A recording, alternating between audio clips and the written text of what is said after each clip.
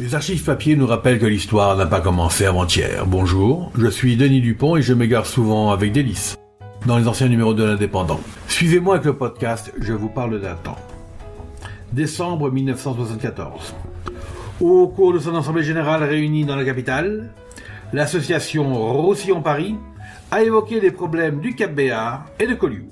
L'association Roussillon-Paris vient de tenir son assemblée générale dans la capitale, en l'absence de son président René Pousse. C'est le vice-président Marcel Gilly qui a présidé la réunion. Dès l'ouverture de celle-ci, qui, en raison de la grève des postes, n'avait pu se tenir comme prévu en novembre, M. Gilly a tenu à excuser l'association auprès de ses amis qui n'avaient pu être touchés par les convocations.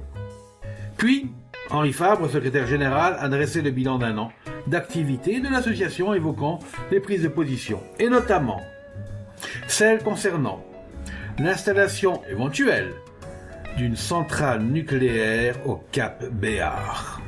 M. Georges Camille, ingénieur de l'école centrale, a fait à ce propos un exposé. Rappelant les risques déjà connus, il a souligné en outre que le bruit provoqué par le fonctionnement de la centrale serait perçu à 2 km à la ronde, ce qui ne manquerait pas de poser des problèmes à ceux qui désirent construire dans cette zone. M. Mauclerc est intervenu ensuite pour rappeler qu'il n'existe pas de courant au large du Cap-Béar.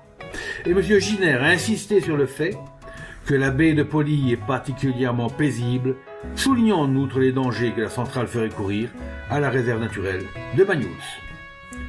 Tous les participants ont insisté sur les graves inconvénients pour la région de l'implantation de la centrale. Et M. Marty, maire de Cerbère, avait d'ailleurs téléphoné à l'association pour exprimer son hostilité.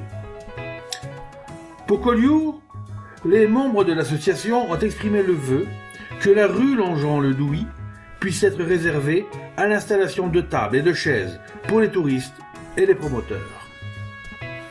À propos de Perpignan, les membres de Roussillon-Paris ont déploré qu'il n'existe pas de plan de rénovation de la vieille ville, ce qui pose de sérieux problèmes aux habitants du secteur.